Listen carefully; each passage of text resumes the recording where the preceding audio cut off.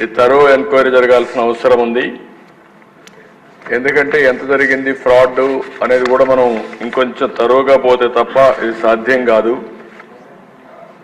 ENA దగ్గర నుంచి, alcohol supply చేయని దగ్గర నుంచి, డిస్టిలరీ దగ్గర నుంచి ఎంత వచ్చింది, ఎంత ఆఫ్లో పోయింది, ఇవన్నీ కూడా తరోగా చేయాల్సిన అవసరం ఉంది.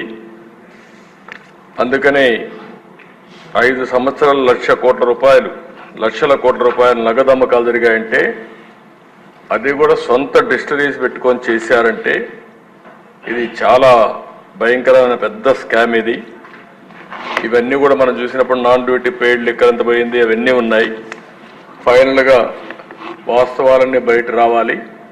అందుకనే ఈ ప్రభుత్వం దీన్ని సిబిసిఐడి ఎంక్వైరీ కేస్తూ అదే సమయంలో దీని అవసరమైతే ఈడీ సపోర్ట్ కూడా తీసుకోవడానికి పెద్ద ఎత్తున క్యాష్ ట్రాన్సాక్షన్ జరిగాయి కాబట్టి వారికి కూడా రెఫర్ చేస్తాం. అన్ని విధాల చర్యలు తీసుకుని మళ్ళా ప్రజల ప్రాణాలు కాపాడడానికి ఈ రాష్ట్ర ఆదాయాన్ని ఏ విధంగా దుర్వినియోగం చేశారో అవన్నింటిపైన యాక్షన్ తీసుకోవడానికి ప్రభుత్వం సిద్ధంగా ఉంది. ఒకటి ప్రజల ప్రాణాలు, ప్రజల ఆరోగ్యం, అదే సమయంలో పెద్ద ఎత్తున అవినీతి, ఇవన్నీ ఉన్నాయి. అన్ని కోణాలు దీంట్లో బయట రావాల్సిన అవసరం ఉంది.